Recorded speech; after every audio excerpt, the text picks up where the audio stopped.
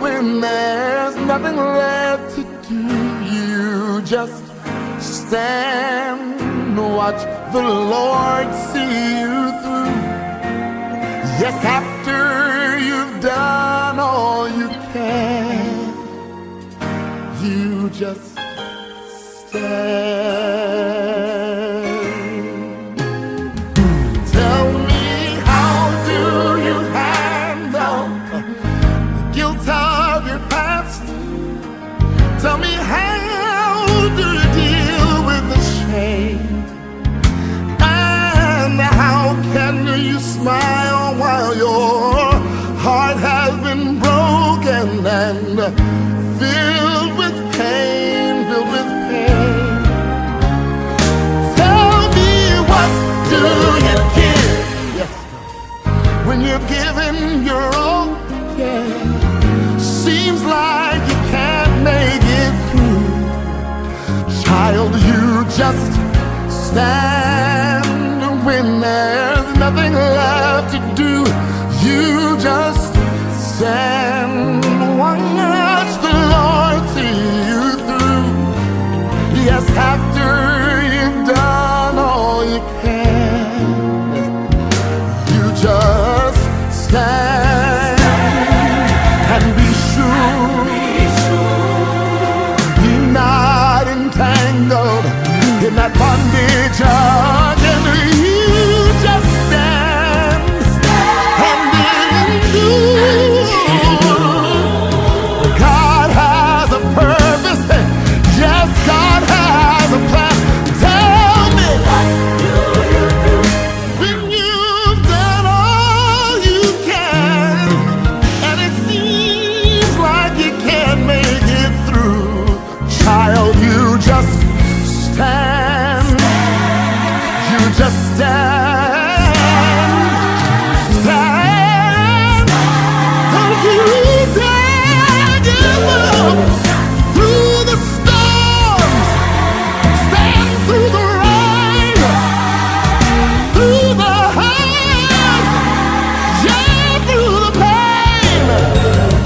Don't you bow, and don't you bend. Don't give up. No, don't give in. Hold on. Hey, just be strong. God will step in. It won't be long, no. After you've done all you can. After you've done all you can. After you've gone through the hurt, after you've gone through the pain, oh my. After you've gone through the storms, hallelujah. Hey, after you've gone through the rain. Prayed and cried, prayed and cried, prayed and cried, prayed and cried, oh my. After you've done all you can, you just stand.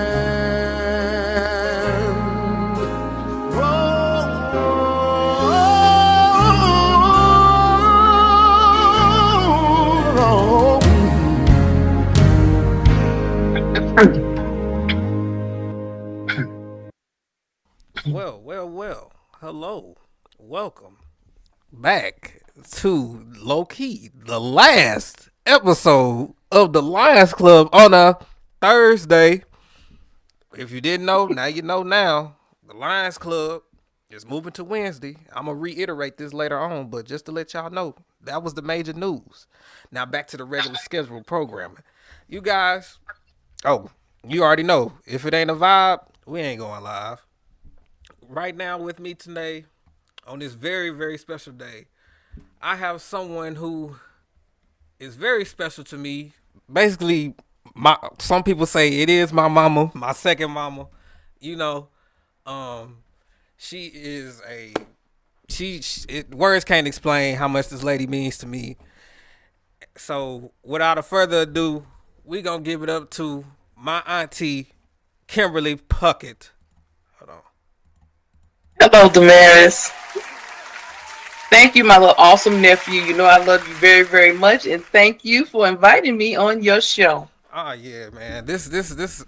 It was only right, auntie. You know how you doing today, though. You know I gotta check up on you. How you doing? Doing pretty good. How are you doing? You know today, good. You know, just you got them people that bother me at work, but you know we can't let that bother me, or whatnot. No, it's only a moment. Yeah, it's only a moment. But, you know, they try to leave that bad energy on you, boy, but I deflect it. You know. No, we don't keep that. We don't keep that. Yes, ma'am. But yeah, you had a great day today. I had a good day. Yes, I had a pretty good day. So we just I'm gonna blessed. Oh yeah, blessed and highly favored. Yes, ma'am. There we go. Absolutely. All right, so you know I have to start. I want to start out before and say that I do thank God. I thank God for blessing us to be here. You know, I'm going to give him praise and everything. We're going to end it with thanking God. So I thank God. I thank him that you have your program, your stand-up. And I just thank him for blessing you to do the things you enjoy doing. But I'm very grateful that we're here tonight, that we're able to have a conversation tonight. Thank you, Auntie. I greatly appreciate that. I'm going to clap it up for you. Well, we're going to hop right into it, Auntie. You know, you know, it's going to be fun tonight. We're going to have a good time. So, okay. The first question I want to ask you is, okay, what was it like growing up the oldest out of 6? Growing up the oldest out of 6, it was sort of like a second mom, because when our mother wasn't there, I was in charge and I was responsible. So I had to take care of the kids. And if she was working during the daytime, I needed to make sure that the younger ones got up and got out to school on time once I was a bit older and I was home. So it was almost like a second mom. I had a lot of responsibility. And then I was very protective of my siblings. So I think I don't know, maybe I acted like a mom sometimes. Because yeah, I just felt like those are my kids, even though they weren't. Sort of like you guys. You know, I feel like you guys are my kids, even though you're not. I was just finna say, so it's like you was already prepared for dealing with me, my brother, my 2 brothers, yes. And all. So you was already. So what age did that start? Like, were you automatically like, oh man, I gotta take the responsibilities of these funny looking siblings of mine? Oh Lord. What age did I start? What? I'm sorry. Say that again. Start having to be responsible for them and going into that being a second mother, basically.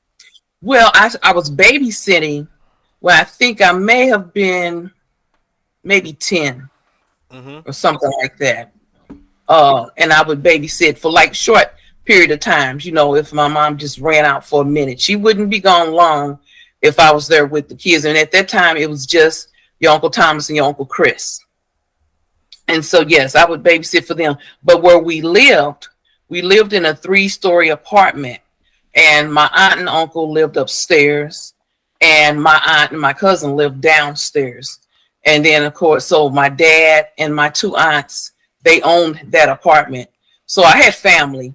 So, you know, if I needed something or anything, they were right there. So, yeah, I was babysitting when I was 10 for little short periods of time. Okay. Look at you. So did you, when it came to disciplining your siblings, was it difficult for them to listen to you, or did they just get in line like completely?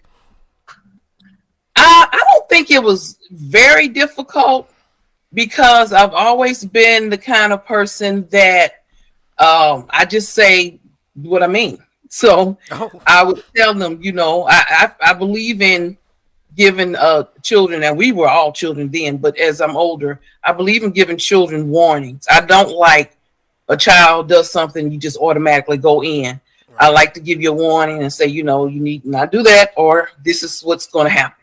Don't do that, or this is what's going to happen. Then on that 3rd time, that's it. You've run out of warnings. So you're going to either be punished or whatever. Your game taken from you, your phone, whatever the case may be. Yeah, yes, ma'am.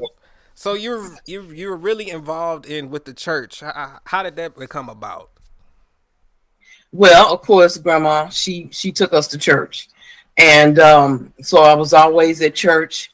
And even when she started going back to the church that her mother used to go to, because they built a new church out close to where we lived, I continued. Our church is in South St. Louis, and then we live in North County.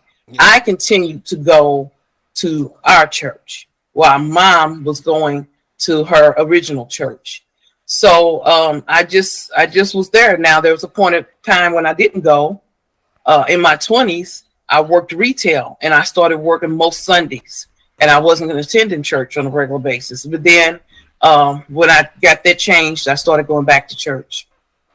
So I know you are very involved in it. What do you have any titles that you go by with the church? Right now, I am the pastor's aid leader. Mm-hmm. So I have a committee, and we just do things for the pastor and first lady. We are in charge of things like their annual anniversary.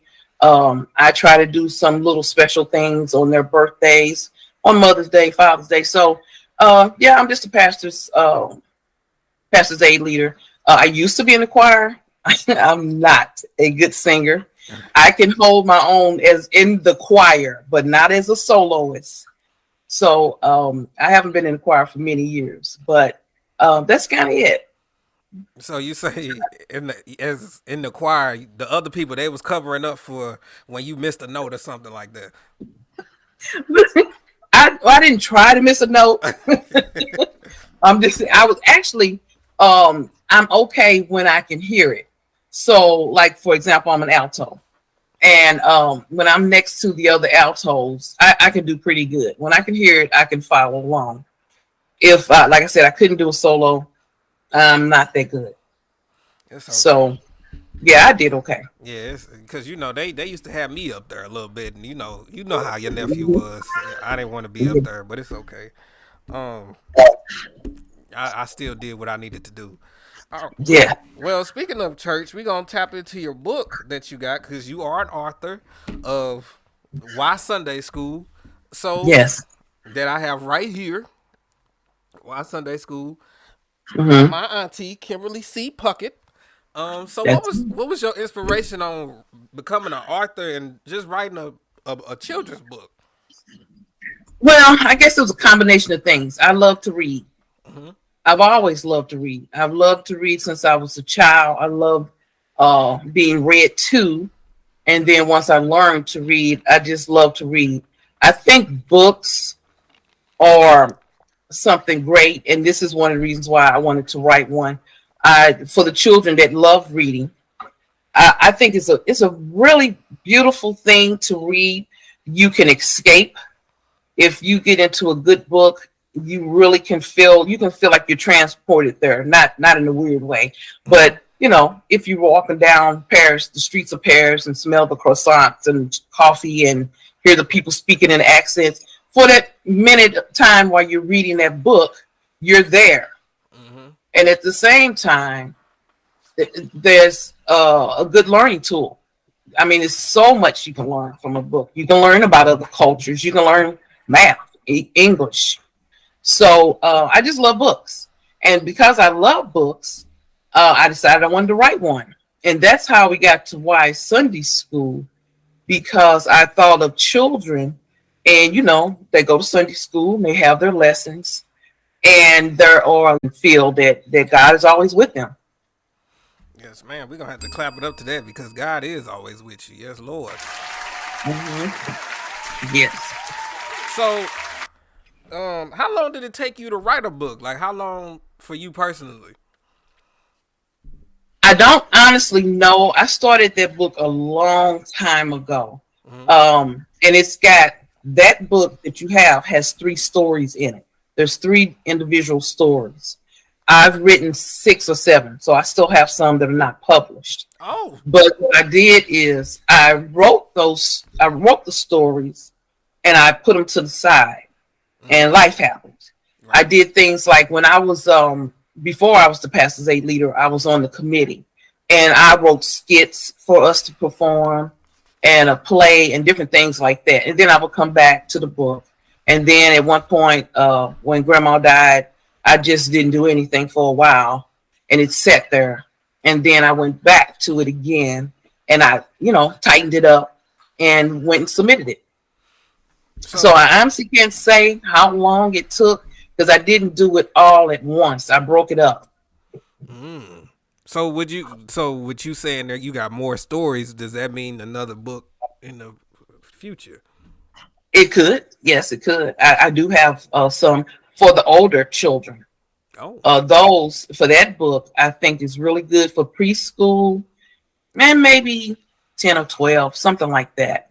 And then the other stories, I kind of progressed to older situations and older problems. And so, yeah, it's for a little bit older audience, but it's all on the same type of, the same type of writing, the same type of examples, right? The way I put them together. Because I was reading some of the book, and I'm gonna quote this strictly out the book, not to give too many spoilers. From page 17, I just want you to talk about this for a second. Yo, okay. You said I'm in the book, so thank you for that. I really appreciate that, y'all.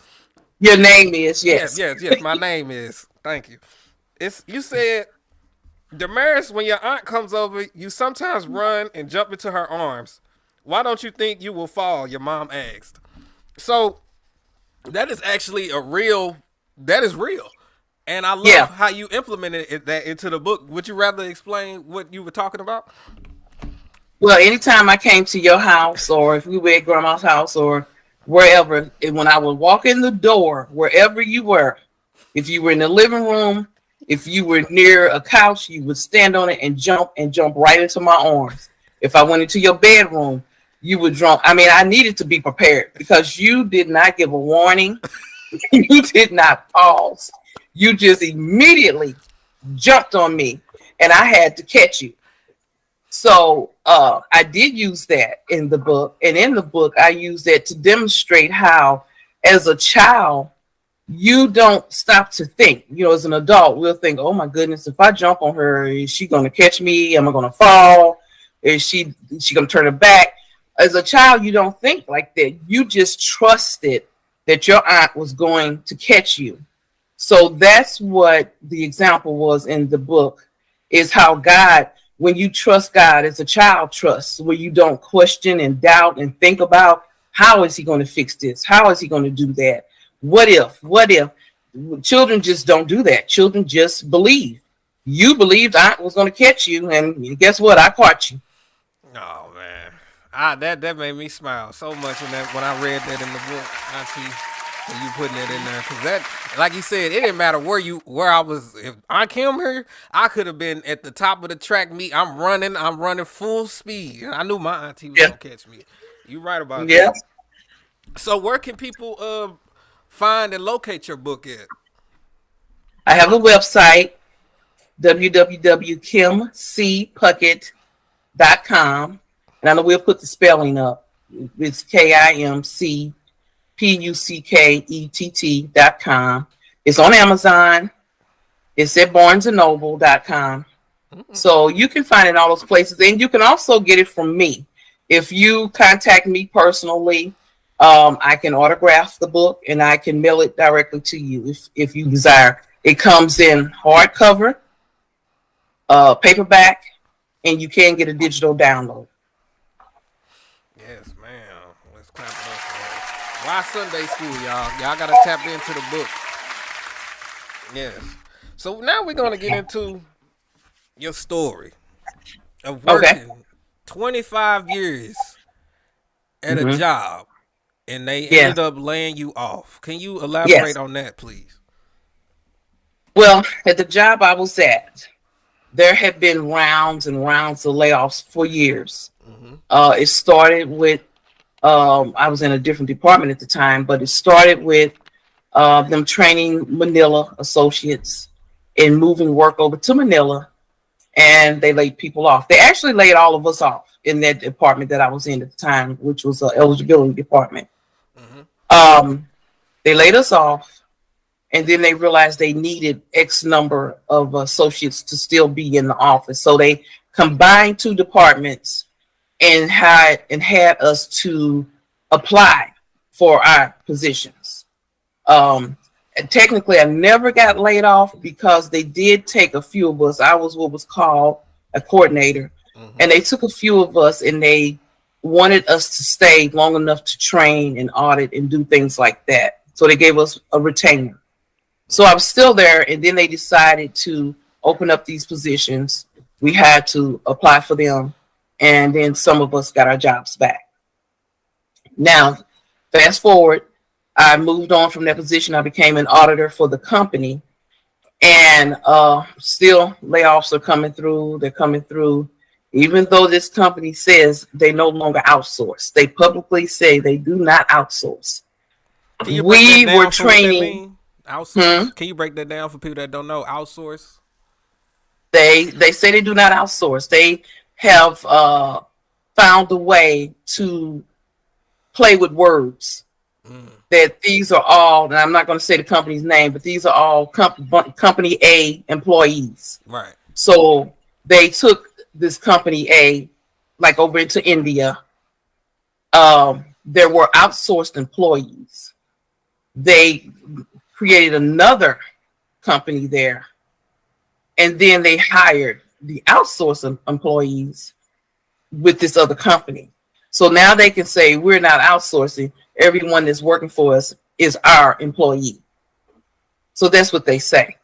Meanwhile, they had us, which in my unit and other units, we were mentoring, training, co-training. They came to us partially trained. We just had to mentor and audit them.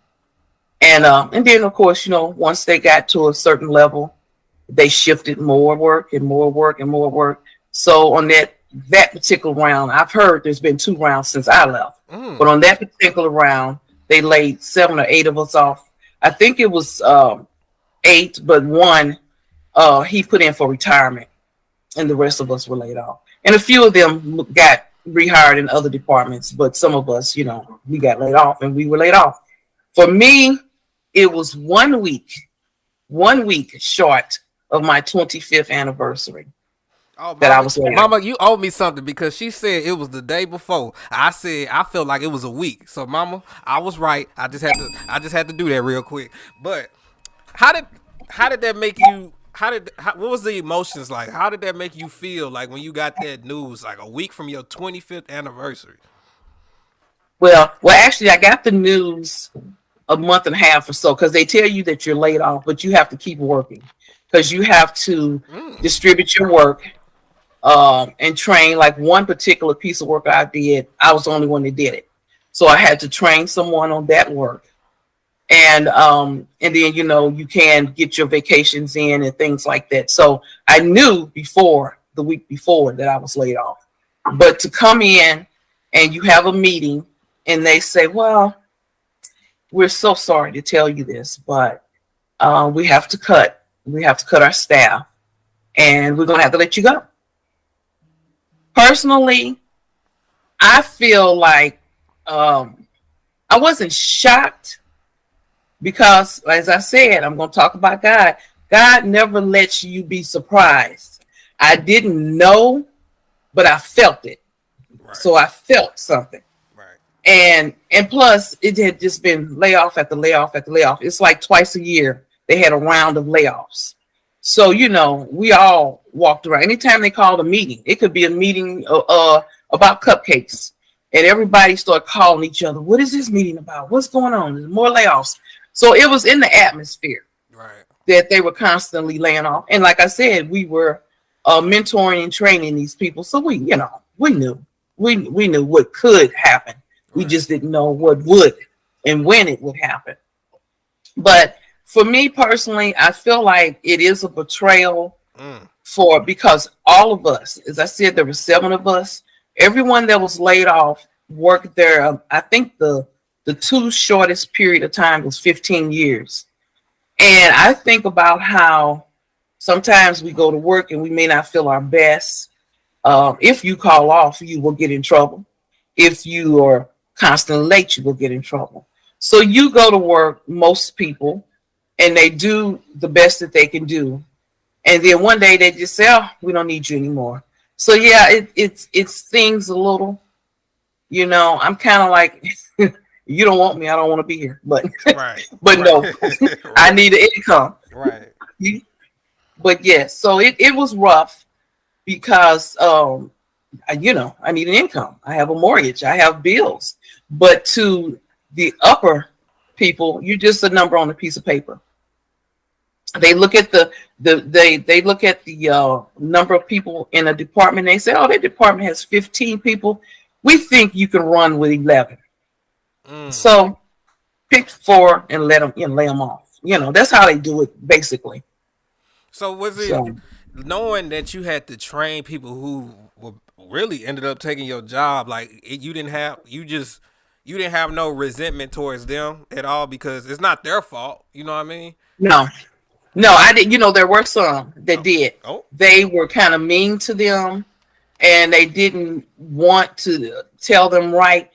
I didn't feel that way. The way I looked at it, they were just like me. They went and got a job. Right. They went to get a job so that they can pay their bills and so that they can live. They weren't the ones that were laying me off. They just ended up being the ones that was getting my job. So no, I didn't resent them. I don't resent them.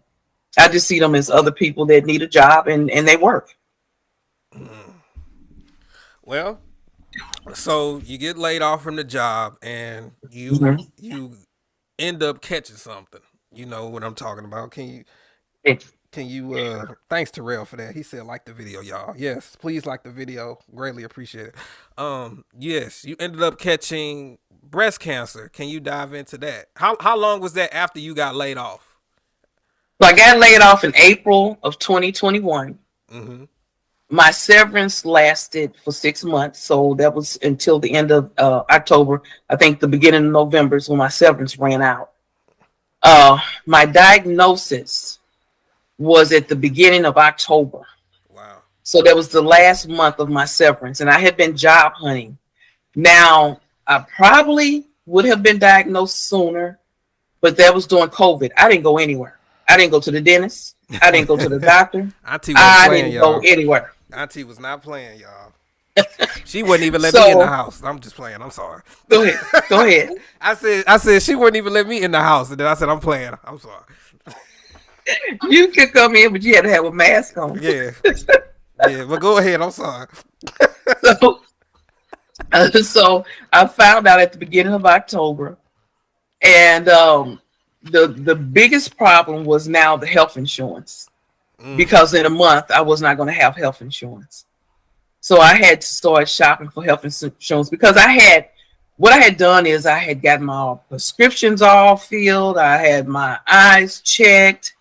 I did everything that I thought could last me until I found another job. Well, now I've been diagnosed with cancer, and my doctors are in a frenzy saying, oh, we have to get MRIs. We have to get CAT scans. We have to get biopsies. So I had to do that. And I was calling and trying to find insurance. And the insurance that I found that was like $400 or almost $500 would be medical insurance, but it would not cover all those tests until like 3 months in. Right. And of course, we couldn't wait. I had to have these tests right now. So I ended up having to take out Cobra. And anybody knows anything about Cobra knows it is extremely expensive. So I had to pay $740 some a month for medical coverage, not dental included, not vision included, only medical coverage.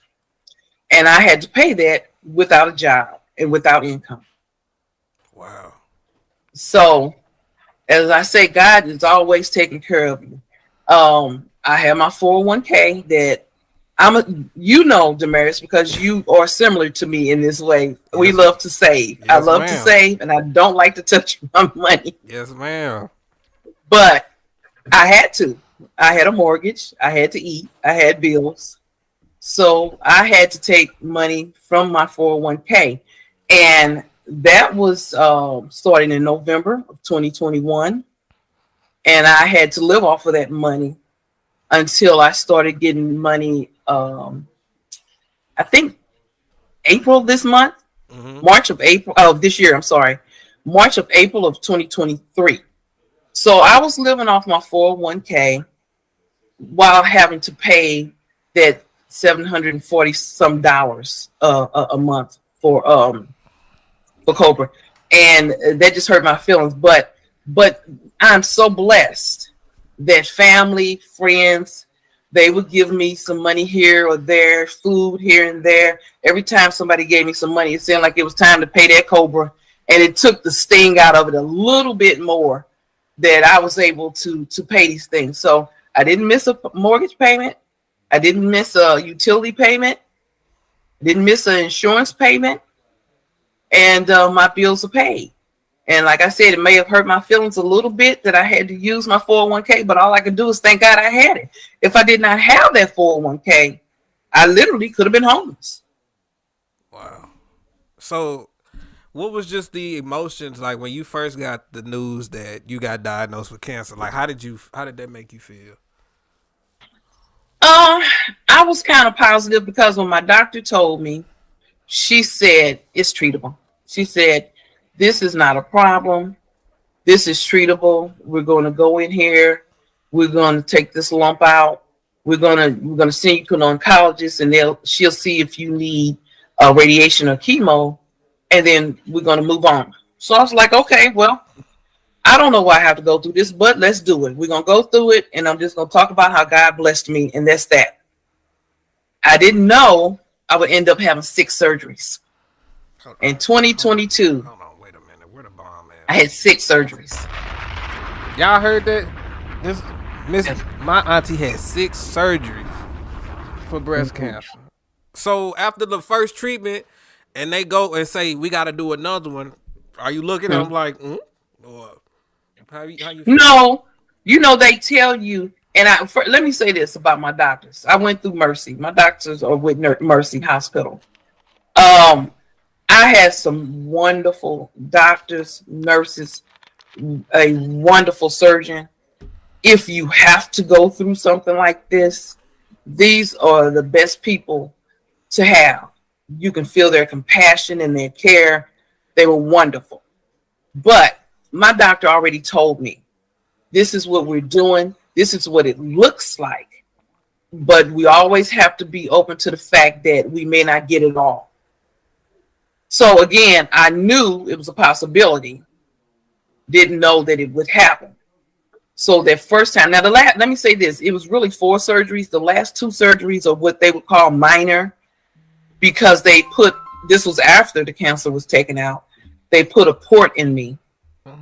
And a port is a little round thing that they put under your skin that they can put the medication in, or they can draw blood, or anything they need to do intravenously, they can do without sticking you with a needle. So that was a 20, 30-minute surgery that they put that in. So it wasn't like the surgery, but I feel like I don't believe in small surgeries because they're putting you to sleep and they're cutting on you. Exactly. And so that's what the 5th one was. And then, of course, the 6th one was for them to remove it. The others were, they took the tumor out, and you'll hear me say tumor because I don't like giving anything strength. The doctors have to put a name on it, so they call it the C word. I don't keep repeating it because I don't want to give it strength. They took that tumor out, and what they do is they take a little tissue around the area. I don't know how detailed you want me to go. You can let it. Hey, honestly, you can let it rip if you want to. They need to know, but whatever you're comfortable with is fine.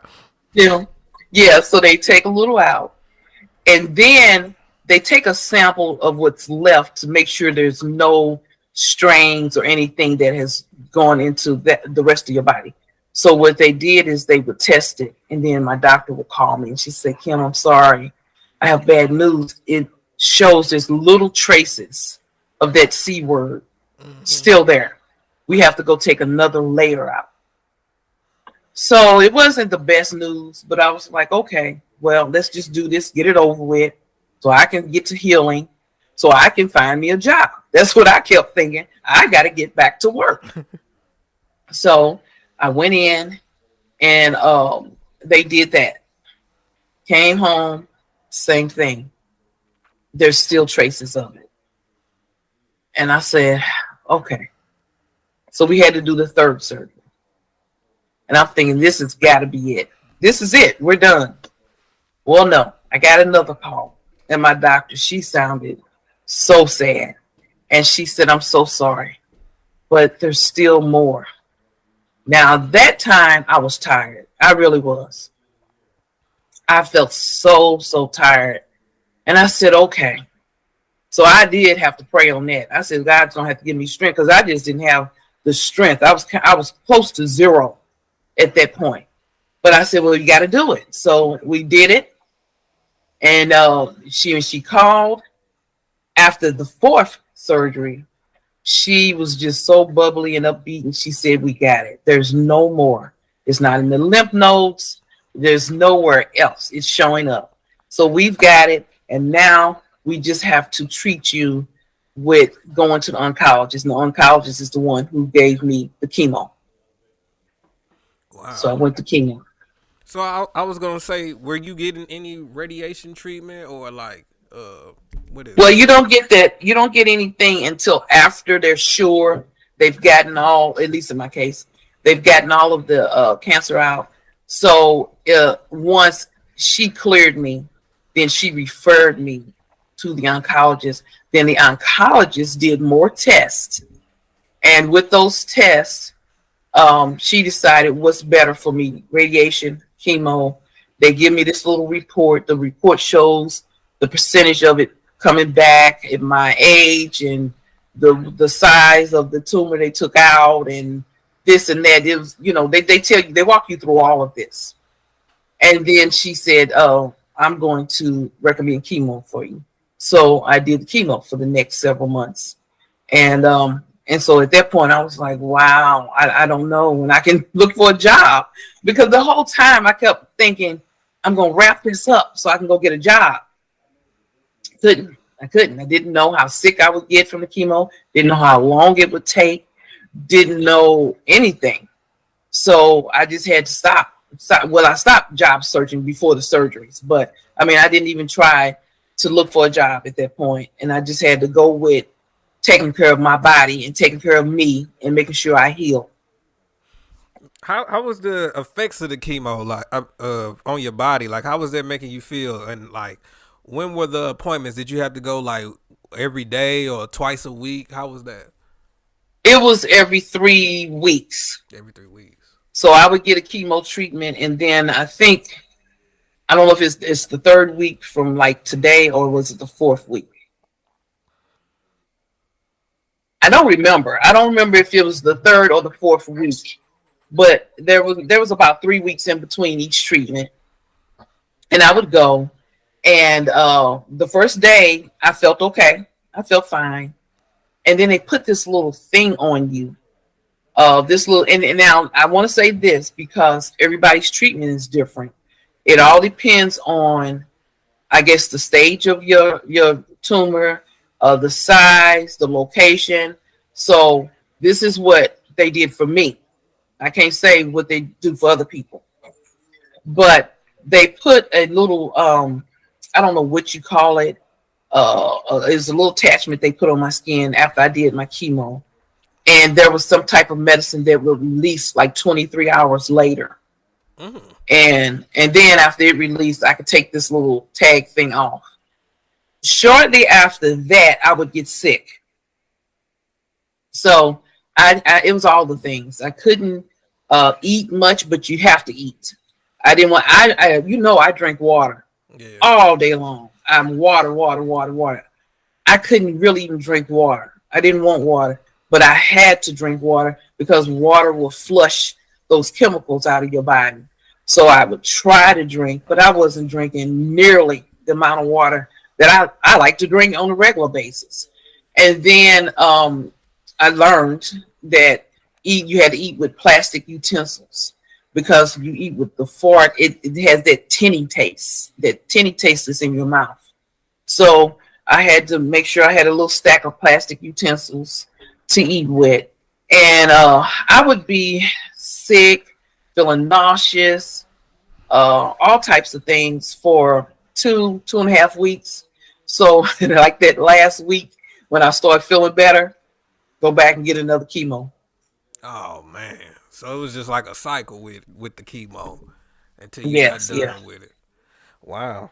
So would you have any words for anybody who is going through the C word, and because to have them to get laid off and then to catch the C word back to back is just it's really It was a lot. yeah, it was It was a a lot. lot. It was a lot. Like, do you have any? What would you tell somebody if they ever went through even half of what you went through?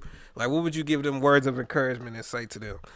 Well, for me, my strength was my family, my church family, my friends, and of course, like I said before, God was always there. I never worried. It's not a situation I wanted to be in, but I didn't have a sense of worrying because all my life I've trusted in God. All my life, everything has always worked out. I may not see how, I may not see where it's going to go, but it has always, always, always worked out. And I believe that. So I'm still praying and talking to God and trusting Him. I'm your child, and you said you're going to take care of me. Kind of like that, the story you started off with, Damaris. You trusted me to catch you. I trusted God to catch me, and He has, and He still is. So that's beautiful, Auntie. Like, I just admire you for the strength that you had during them times, and I, you know, always just sending my loves and prayers towards you because, like I said, that was a lot. You know, It was a lot. I know all the other details that people don't need to know, but you know, Yeah. I just Yeah. respect it so much because people, you went through that and you was still you know what I mean? Happy. Yeah. And people go through stuff that's not even near that type of level and be mad just waking up early at 6 o'clock in the morning. Like, what are you mad for? It could be so much worse. Yeah. It's not going to change anything.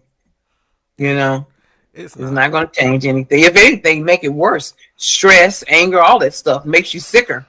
Exactly. Exactly. Well, Auntie, I really appreciate you coming on here and telling your story. I'm pretty sure it's really inspiring to other folks that just needed to hear something. Some just some strength, some encouragement, or whatnot. Yeah. Um, Well, thank you, nephew. Thank you, my handsome nephew. I was gonna say, is there just one last final question? Is there anything that you wish you could have done differently in your time of just, being an author, or just do you wish you could have, you know, had anything like a backup plan, like when it came to the what I'm trying to say, like, going into your finances, or was you good because you knew that you had it, and that as long as you had it, you was good. Um, the only thing I would say, I don't know if I wish I'd do anything differently. Everything you do takes you to where you are. So I don't know. If anything, I do wish I'm learning a lot. I've learned a lot in the last 10 or so years, more about nutrition. And even though I don't eat exactly how I should, I'm doing so much better. I try to do better every day. And I wish as a young person, I understood that. When we were young, way before your time, in school, they had what was called a food pyramid. Oh yeah. And that food pyramid, it had meats, and then it had another level that had bread and cereal, another level fruits and vegetables, another level was milk and cheese. And that was sort of our nutritious teaching. You eat this many servings of this, that many servings of that, and that was it. And as you get older, or as I got older, I started learning how, you not only want to eat X number of servings of vegetables, but you want to try to get all the colors in, the red, the green, the yellow, because they all bring something different. Vitamin K, vitamin C, vitamin that. And you just want to, it's certain things. Bread isn't as good for you as you would think, or cheese. And I am a cheese eater. Yeah, I have a problem with that one. But yeah, I do wish that I knew more in my youth. And maybe I would have been somewhat healthier. I was always healthy, actually, until, I don't know, maybe 10 years ago. And I got high blood pressure. Never had high blood pressure. Never had any problems with my numbers. As you know, even before the tumor that I had mobility issues because I had a pain in my left hip, really bad. I'm talking chronic pain, felt like a sword was stuck in my hip, or blowtorch. And the doctors could not figure it out. Tests, x-rays, they could not figure it out.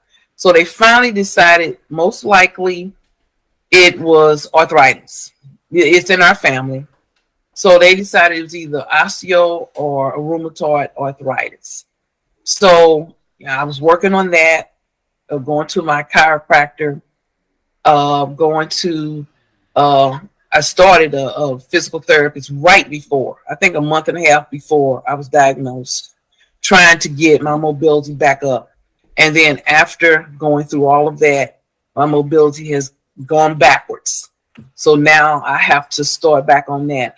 And I could have started sooner, but I didn't want to, because after being cut on and blood drawn, and I just didn't want to. I have a fantastic chiropractor.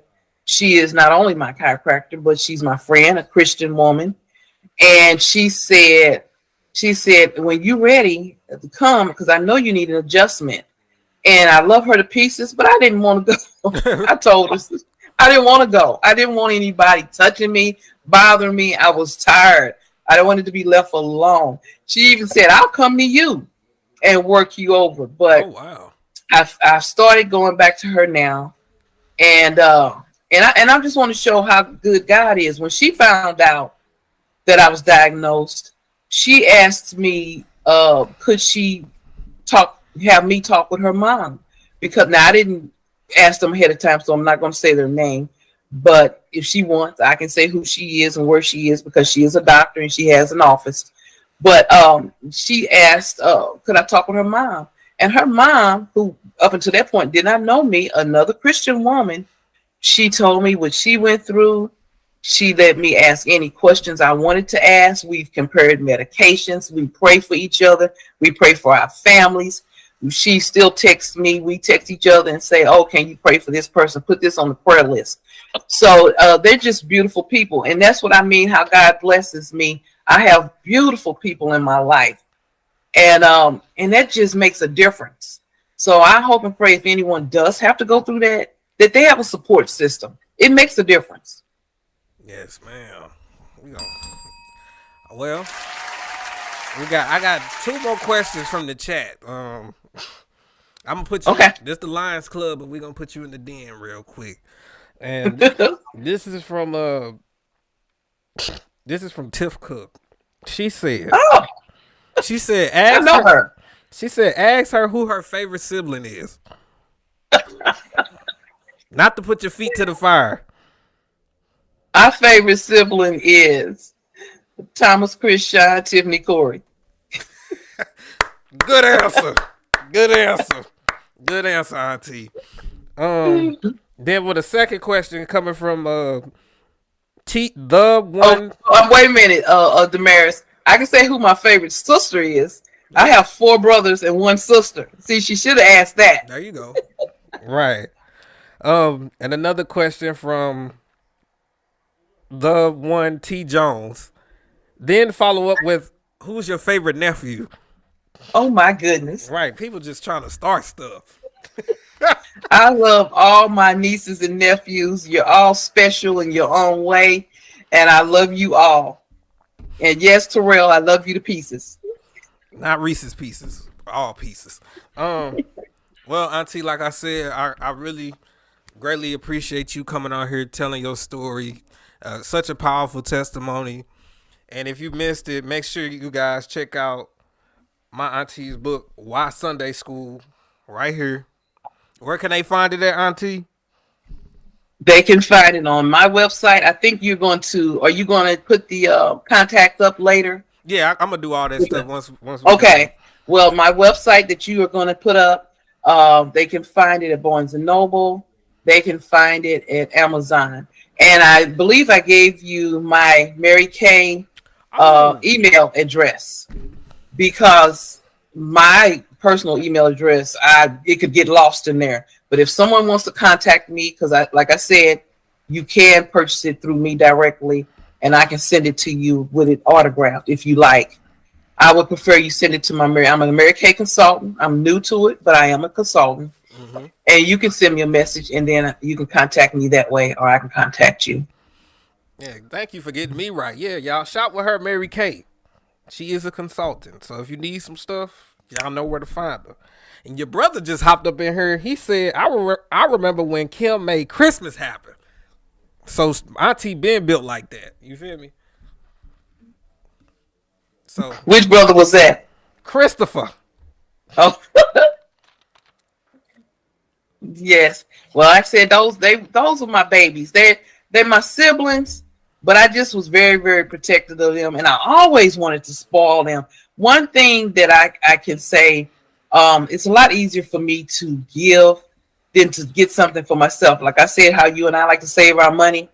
I can want something and won't get it, but I will get something for someone else. And it makes me happy. It makes me happy to bless people with gifts or whatever it is they may need or want. But for me, I'll save up, or I'll charge you when I can pay it off in 2 months or something like that. But that's just how I'm built. And that, like I said, it was a blessing, because that allowed me to have the money I needed when I didn't have the income. Yes, ma'am. Any final other remarks that you want to tell the people? The only remark I have left is that I thank God. I appreciate you inviting me on your show again. Thank you, nephew. I am so proud of you, and I love you so very, very much. And I wish nothing but blessings on top of blessings for you and all of my beautiful nieces and nephews in your chosen careers. Thank you. I greatly appreciate that. We're going to do one more applause. All right, ladies and gentlemen, you just tuned into my auntie, Kim Puckett. I will be giving you a call later on. Don't know when. Might not be right after. Might be tomorrow. But it's going to be tonight. So, with that being said, this is I'm finna wrap the show up or whatnot. With that being said, I had two announcements. I had a major announcement. This is what? No, I'm gonna start off with the minor announcement. The minor announcement is there will be no show next week because next week is Thanksgiving, and I'm taking that week off. Also, I hope everybody has a great and blessed Thanksgiving. Now, the major announcement is, if you didn't know, but now you know, this is the last show of the Lions Club on a Thursday. This was the 11th episode. We are going back to Wednesdays. All the OGs know my first show, the J&D Funny Show, used to be Wednesdays from 6 to 7. We are going back to Wednesdays, y'all. So we done made beautiful history. It's been cool being on Thursdays, but I'm tired of rushing here, y'all. I'm off on Wednesdays, so it's just going to flow better. I ain't got to be stressing. And I think I'm ready. I'm excited to go back to my original time slot. So I just wanted to let y'all know them things or whatnot. And for anybody who ever just, want their art, what I'm trying to say, want their art displayed, or you got any music that you want displayed on the radio, you want me to play it, send it to me, email me. We could talk about some things, you ain't gotta be here present. You could just send a song to get some more exposure. This is what I'm here for. Just trying to help and give back to the community or whatnot. So I appreciate everybody. I love everybody. like I said, I'm off next week. So we'll be back on the 29th. Today is the 16th. We'll be back on the 29th in 13 days. So like I said, I love y'all. I appreciate y'all. And if it ain't a vibe, we ain't going live. From your host, DLC. Have a good night. Bye, Damaris. Love you. Love you too, Auntie. Yeah. Hold on. That's it. Well, that's it. I'm finna hang this up and I'm finna call you. Okay.